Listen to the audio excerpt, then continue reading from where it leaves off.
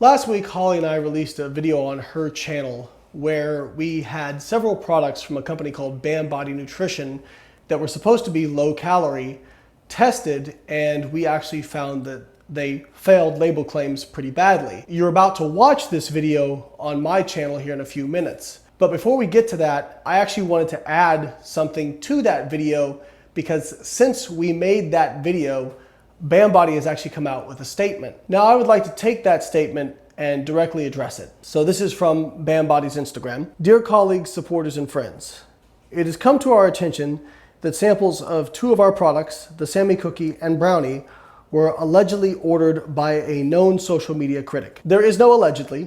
They were ordered. We have the order numbers, and we have the order numbers showing it being shipped to the address of Diebel Laboratories. So they were ordered by our assistant, Andrew Roloff, and they were shipped to Diebel Laboratories. They did not come to us. They went directly to the lab, and this was for both the Brownie and the Sammy Cookie.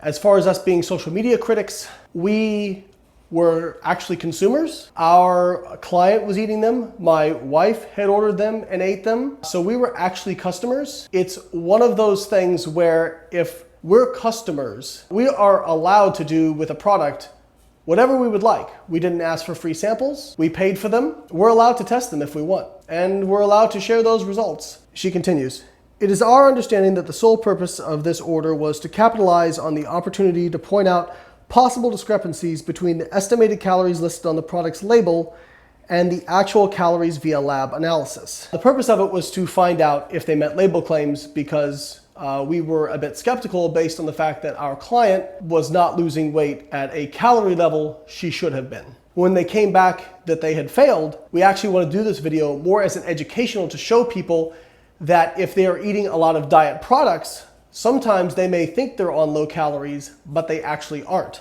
In the past days, we have taken steps to understand the allegations to be able to address any concerns presented in the most thoughtful and accurate way. As such, this statement serves to ensure our progression regarding these allegations is clear.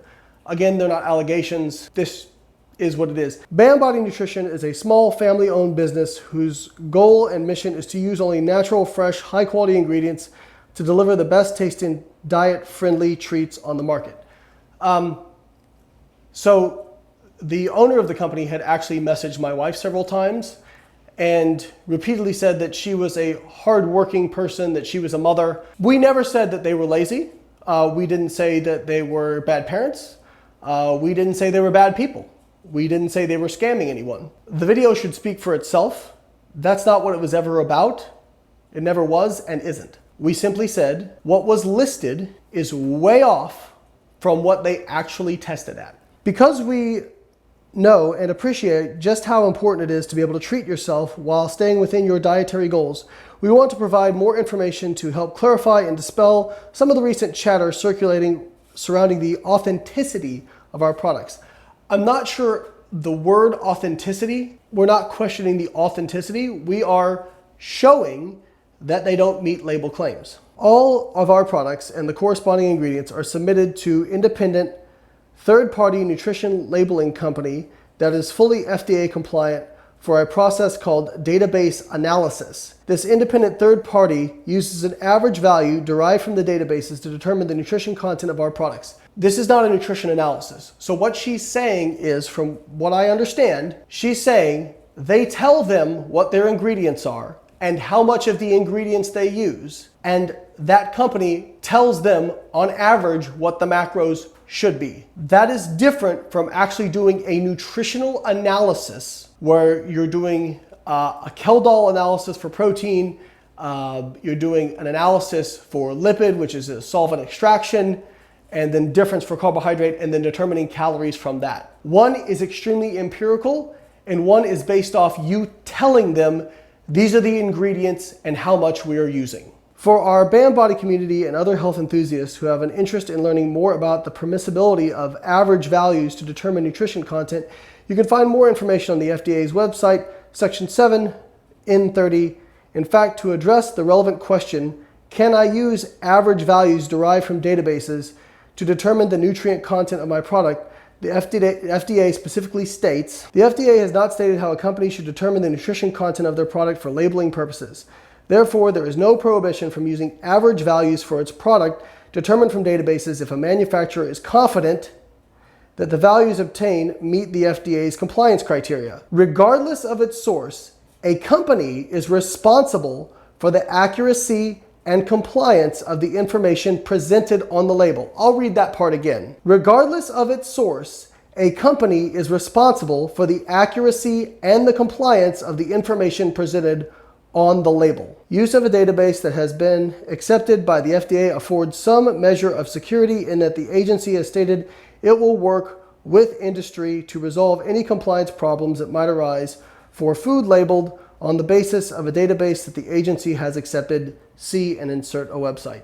Okay, again, you tell a company, an independent company, this is what we put in what amounts, and they tell you what the macros are in terms of the averages. We had it sent directly to a laboratory and tested, and it did not meet the claims on the label. We didn't say they lied. We didn't say it was purposeful. All we have said, my wife said this to the owner, and all we have continued to say is that they need to change the labels to reflect what is in the product, or they need to change the ingredients to actually meet label claims. Some of you may be asking yourself, why does BamBody use average values instead of sending each and every one of its products to a lab to obtain an exact measure of how many calories are in each item? The FDA does not prohibit the use of average values, nor does it require we submit each of our products for lab analysis. Another reason we use average values is to provide customization options. Many of our customers have his or own preference and will often make requests for us to adjust our recipes to account for a little more or a little less of certain ingredients. We sincerely believe our ability to be flexible and accommodate our customers is what sets us apart from other one-size-fits-all companies who are not family-owned. I'm not sure what family-owned has to do with it. And primarily focused on maximizing profits. We believe you deserve better, which is why average value methodology helps us best address unique customer needs. This is a complete straw man. What we're saying is what is on your label does not meet your label claims. And you can talk about averages all you want.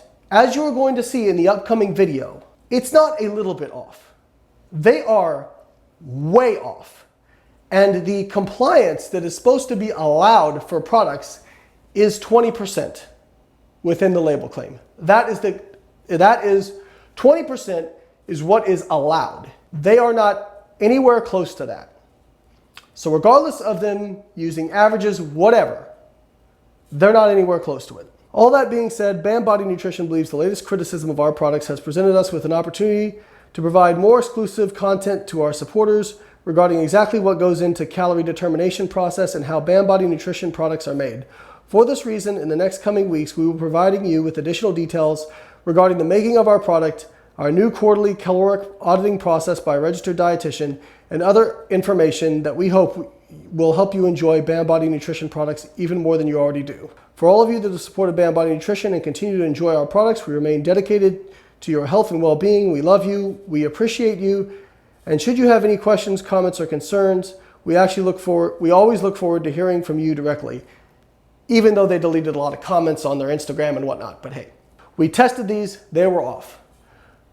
We are open to the idea that we could have gotten a bad batch. However, there was also a couple in 2018 that tested these and found similar results to ours. And I'll put up the analysis here so you can see it for yourself. Maybe these were all just bad batches. It's possible. That being said, we would love to give BamBody the opportunity to show that these might have just been bad batches. So anyone who has ordered from BamBody and you have an actual order number that you can document, we can arrange for you to ship it directly to a lab where it can be tested to see if it meets these label claims. In fact, we are happy to let BamBody Nutrition select the lab where it gets tested, so there can be absolutely no question of impropriety. Finally, I am a business owner. I have a family-owned business, and it has been so for the past about 15 years. I've made mistakes. that is okay. During that entire statement and that entire process, not once has there been an apology to the customers that I've seen for these products being completely off. That is not okay. In my opinion, it's fine to make mistakes, so long as you own them and you take responsibility for those mistakes. Even if it was a bad batch, you still owe your customers an apology. If it was not a bad batch and we have a third sample out, and again, we are open and willing to have more tested from people who have confirmation and order numbers and documentation, and we are welcome to have BamBody pick the lab where they are analyzed. I look forward to hearing from BamBody. Now, without further ado, here is the original video where we tested these products and presented the results. As you're going to see, we never call them liars, scammers, cheaters, or anything like that. We simply present the findings. Hope you guys enjoy. One of the most common diet complaints we hear as coaches, and then also people who are part owners of Carbon Diet Coach, is I'm eating low calories and I can't seem to lose weight. In a small amount of cases, that is the case, that people are eating 1,200-1,300 calories, they're tracking correctly and all that kind of stuff, and they just have really bad metabolic adaptation, their energy expenditure is very low. But in most cases, there's actually a reasoning for it. We have numerous studies now that show that on average, most people underreport their food intake by 30 to 40, even 50%. And it may even be as high as 70% in a subcategory of obese women. And even lean people underreport their calorie intake by about 18%. Dietitians underreport by like 220 calories per day. So most people are really bad at estimating the energy content of food if they're not like weighing it specifically. People hear that and they think, oh, they're saying I'm lying. No, it's just unless you're weighing out every single piece of food, people are really bad about estimating what's in food. Yeah, there's always a bit of error. Right. There's another mistake that doesn't get talked about a lot that I think our audience may not be familiar with. And I'm gonna let Holly talk about this pretty common error that could be happening that might explain why you think you're eating low calories, but you're actually not. Thinking about the foods that we consume, if you're eating packaged products, there's going to be a food label. So I often talk about on my channel, some of the common labeling errors. So things like, dietary fiber and sugar alcohols are usually subtracted from the actual calorie value. Those calories are not listed if you're based here in USA. It's kind of not a regulation. Other countries are kind of adapting to that. There's also, rounding errors and things like that. So you're saying they can actually subtract the calories from fiber out. Is that what you're saying? Yes. So that's often a lot of the reasons why people will see their macros, but their calories actually tell them they've still got a little bit to go. So there are some of the common reasons, but I think what a lot of people don't think about is the actual accuracy of the label itself. Like, how are we assessing the nutritional value or the nutritional constituents within foods? Something we're seeing a lot of lately are some of these small kind of pop-up food manufacturers. And these aren't actually regulated by the FDA. So they're under law of the FDA. The problem is, unless you're a big company, you're not getting your stuff inspected all the time, right? So it's not like you have to submit a sample to the FDA and then they approve it because it has in it what you say it has in it. You could literally take a bunch of sugar, put it in a package, and say it's a 0-calorie sweetener. And if you're just selling it on a small scale, nobody would really ever know. Yeah, so I order a lot of things and treats, especially offline. I know a lot of competitors, particularly like at the end of their season, they want to have something to look forward to. So they're like giant pizzas that you can buy, there are giant cookies, there are giant brownies, but there are a couple of companies that are selling, macro-friendly treats. And I actually recently asked my audience, what are the favorite, food companies that sell your favorite desserts? So I got a bunch of submissions, but the most frequently requested or reported favorite online food company was BamBody Nutrition. And your client Shelly was actually eating these, right? Yes, she was. I have many clients, and probably a half a dozen were kind of ordering from some of these companies, and BamBody Nutrition was one of them. I collect a lot of data on my clients. As you guys know, if you follow my online stuff, I'm looking at so much data So one of the only things that really stood out to me that could possibly be an error was the label on these food products.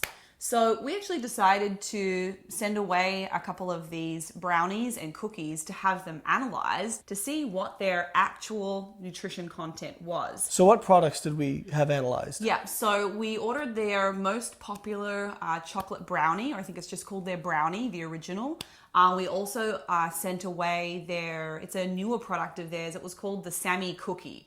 So I guess their website claims that they're very, macro-friendly, kind of guilt-free, which is great. I've had these products. They taste amazing. And usually when something tastes that good, like I'm skeptical. You can taste the mouthfeel. If you've done like food science or you're a foodie, you can tell like when you open a package, if there's like oil or butter in the container, it's like, I wonder if those macros are correct. So And I want to be clear, we didn't have these products shipped to us and then shipped to the lab. We had these products ordered direct from BamBody and sent directly to the laboratory that tested them. And we also, you reached out to the company after the first analysis, a little foreshadowing, and asked them if they had changed their formula recently, and they got back to you and said no. We wanted to make sure that there wasn't any kind of adjustments or anything like that. So before we get started, what were the claimed macros of the first product? Yep. So we'll first take a look at the brownie. On their website, for a single brownie, it weighs 62 grams, and the reported macronutrient breakdown is as follows. So 130 calories, 3 grams of fat, 9 grams of carbohydrate, and 17 grams of protein. Sounds pretty good. It does. I mean, I had this. I've tracked it as that. It was delicious, and I probably had 2 or 3 because because I was like, well, the macros are good. I can make more of this fit my macros, so I would have a couple of extra. You can have 3 and have less than 10 grams of fat and less than 30 grams of carbs. Who wouldn't want to do that instead of chicken and broccoli? Exactly, and like almost 60 grams of protein. From our lab analysis, so we used a company called Diebel Laboratories, and they're based in Illinois, so we had them shipped straight there, and the results from this analysis were quite shocking, to be honest. So we had no idea what this was going to be. We really did. I was optimistic. I really was. I was thinking, okay, maybe like it'll probably be off, but everything's off a little bit. Maybe it'll be off a modest amount or something like that. Like I remember there were protein bars back in the early 2000s that were off like 30%, and people were outraged or whatever. But this like blew my mind. The lab analysis came back with the following. So 272 calories, and this is based, over double. Yeah, so this is based off the individual macronutrients that they report. So 12.66 grams of fat, 34.91 grams of carbohydrate. Probably don't need the 100th place decimal. That's right. I just want to be accurate here. I'm just doing exactly the math. Well, even the analysis isn't that accurate. No, it's like 0.000. It's percentages. So the analysis is done in percentages. And then protein is 4.68. So claimed 17. Actual protein. So about a quarter of the actual claimed protein content. Yeah, and now I do want to preface this. I went onto the website looking for disclaimers, like, is there anything that kind of says like these macros are wrong, clearly.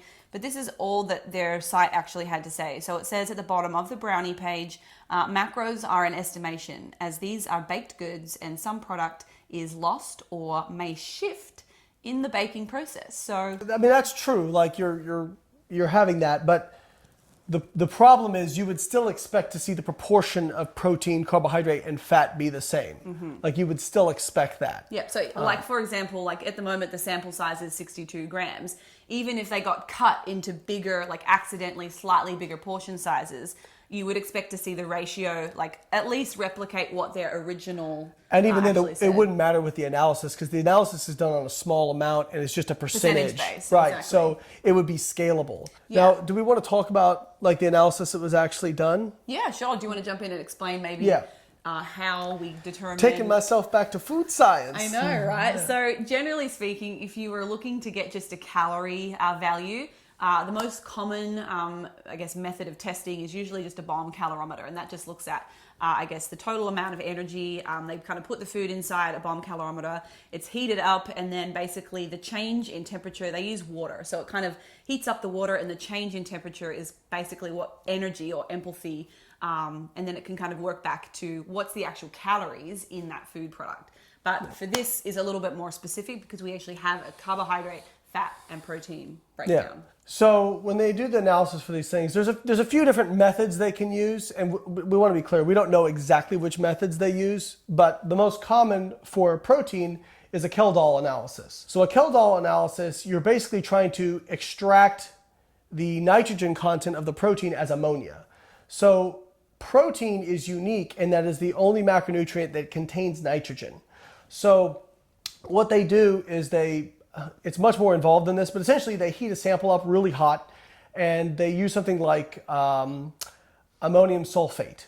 And that will extract some of that nitrogen as ammonia, especially I think they add sodium hydroxide, and that basically get the ammonia to come off as gas. And then that gas is collected and recondensed. And based on the weight of that ammonia, they can determine how much nitrogen is in that sample. And then if you know how much nitrogen is in a sample, nitrogen is about 16% on average the weight of protein. So what you can do is multiply the amount of nitrogen, the gram amount of nitrogen by 6.25, and that will give you your approximate protein amount. Now, fats is a little bit simpler. They use a solvent extraction method. So fats are non-polar, meaning they don't mix with water, whereas carbohydrates and protein mostly do. There's some amino acids that are hydrophobic, but for the most part, fat is the only thing that will mix with non-polar stuff. So you use a solvent like chloroform or ether or something that's non-polar, and you pull off that fat, essentially. So basically you would look at the total weight of the product that you're trying to analyze, and then whatever the weight of the pooled amount is, that's basically well, actually you just weigh it before and after. Okay. So you have so the you're sample. looking at the difference. Now the sample, it's not like you take a piece of whatever, just food and put it down there. They do some I think they treat it with acid and they dry it and some other things. Yeah, I've actually done this in food science back in university days, but I feel like I would have to go back. It's pretty involved. It's really complicated. I remember it was very difficult. So anyway, yeah, I did solvent extraction in undergrad school when I was doing organic chemistry research. So, but basically, you're using an organic non-polar solvent. You're adding it to the sample, which essentially pulls the fat off that product. You weigh the product before, you weigh it after. The difference is how much fat was in the product. So now you've got your protein, you've got your fat, and carbohydrate is actually just determined through a difference method. So they basically determine the amount of protein, fat, alcohol, if there is any, and then ash. So they burn it. Yeah. And then whatever's left over is carbohydrate. So carbohydrate is determined by difference. So that's how they come up with these values, presumably. We were so shocked with the first one that we had a second one submitted. So I'm still waiting to get the analysis from the second brownie back. Now, we did do another product as well. So I'm going to read out the second product. It's the Sammy Sandwich Cookie. And when we get the second sample done, because I want to make sure that this isn't just a fluke, which it potentially could be. Maybe someone got a little heavy-handed in the kitchen that day. I don't know. But anyway, let's have a look at the Sammy Sandwich Cookie. So this is the newest one. I tried this. Super tasty, guys. Really good if you don't care about the nutrition. Reported macro breakdown. So this is a 65-gram cookie, 140 calories, 5 grams of fat, 15 grams of carbohydrate, and 9 grams of protein. The Debool laboratory analysis came back at 290 calories. So again, over double. Yeah, it came back at 13.5 grams of fat. So that's an 8.5 difference in the actual fat content. And then 37.9 grams of carbohydrate. So that's a 22 gram difference in carbs. And then 4.1 grams of protein. Why aren't you rounding those up? Because you growled at me last time. No, but that's actually accurate. But if you're going to show the 10th decimal place, you got to round up. Okay, I'm going to put the actual analysis on the friggin' screen for you so you can look who's being OCD now. Yeah, again, we're talking double the calories here, and more. So yeah. I think the most important thing to consider here is that, first off, yes, they taste great. But I think if you are somebody that has used these or consumed these products, and you are trying to seriously track your progress and you've stalled And this is an item that is... Well, think about it for a second. Let's say you're having one of these brownies a day. Well, some of my clients were having one every day. It was like their treat, macro-friendly treat at the And end one of of the the evening. cookies. I mean, you're talking about 150 calorie difference with the cookies and 140 calorie difference with the brownies.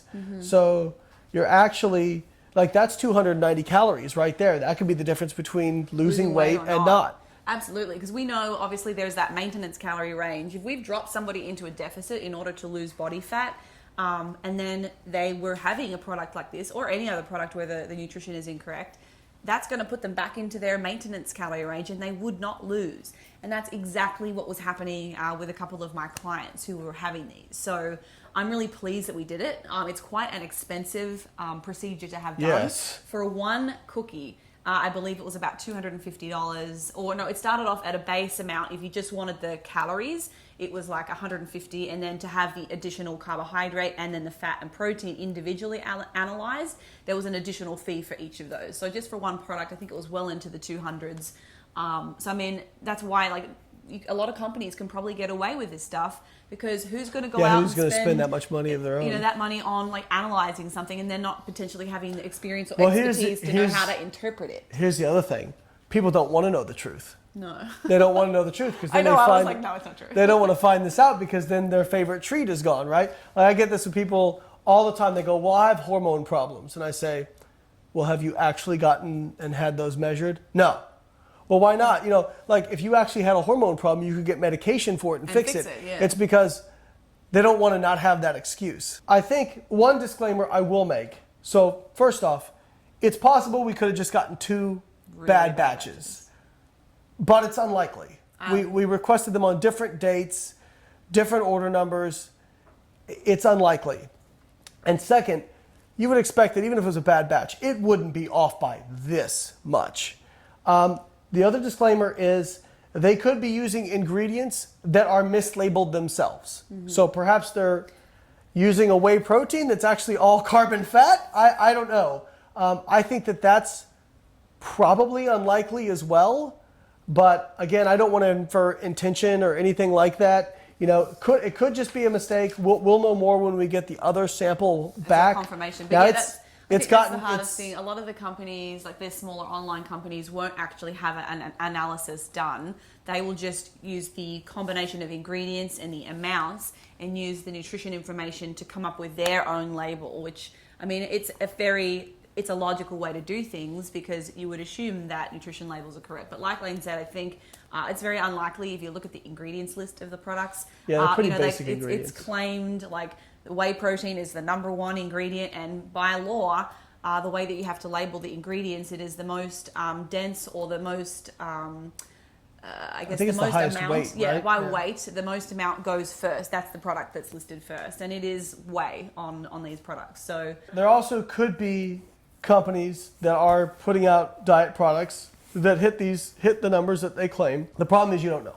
So what I think the conclusion would be is if you're really struggling to lose weight, you feel like your calories are really low, really strip back and look at what you're eating and say, okay, where do I have potential for error? And maybe stripping it back to kind of mostly single ingredient whole foods, right? Like I hate using nebulous terms, but just using basic fruits and vegetables and protein sources and not relying on some of these things and weighing out every single thing that you're eating. And then if you're still not losing weight after a few weeks, then you can be pretty confident to say, okay, I'm not losing weight on low calories. yeah, and something even for me, like when I've been competing in the past, I'll notice that when I go out, we eat out a lot. I will make a very good estimation about the portion sizes, but those will be the weeks that I never ever make as much progress. And it just goes to show like the amount of added fats typically that are used in restaurant foods is